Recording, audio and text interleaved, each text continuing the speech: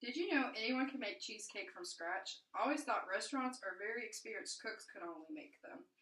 For about 2 years, I've been able to make pumpkin, Oreo, chocolate, and of course the New York cheesecake. It can take you many tries to be able to master it. Believe me, I burned my first one, but it still tasted good.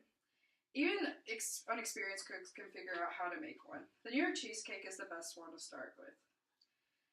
Three important things to learn about cheesecake is the history, ingredients, and then of course how to make it. The history of cheesecake is pretty fascinating.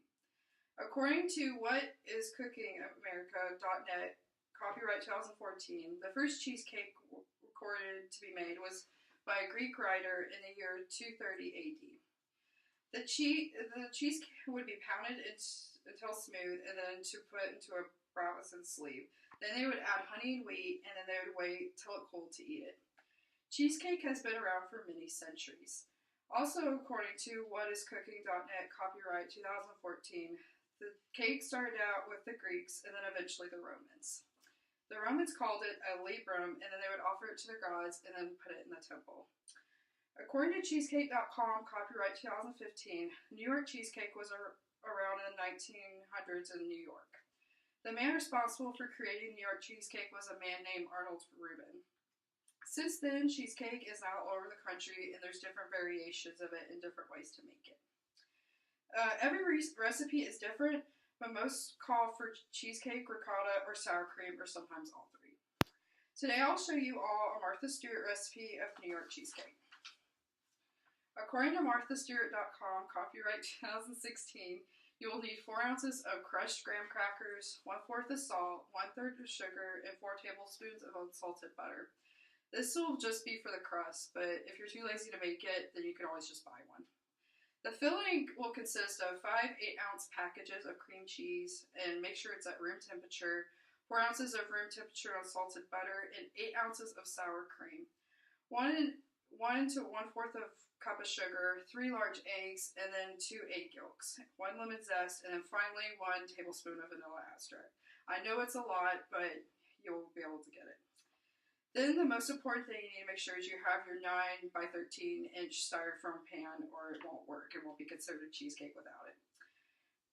The directions can be complicated, but if you just look at it slowly, you'll eventually get it. You will need to preheat your oven at 375 and put the rack at the lower part of your oven. And then you'll put the parchment paper as the lining of the pan and then put butter over it. Or also you could just use Pam. Pam is usually easier.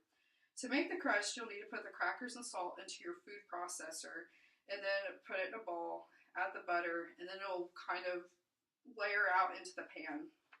But then also you could, if you don't have a food processor like a lot of people, you could just put it all in a Ziploc bag and just crush it yourself. But it'll just take longer, but it'll be worth it. Now the best part is the filling. It's important to make sure your butter, cream cheese, and sour cream are all room temperature, or it will be hard to mix. Take the butter, cream cheese, sour cream, and put it in a large bowl and beat until it's smooth. Then you will beat 1 egg one at a time into the mixture. Slowly then add the egg yolks, zest, and vanilla extract. Then you'll pour the mixture into the springform pan and put your springform pan on a cookie sheet in case it leaks, because that's a disaster when it does.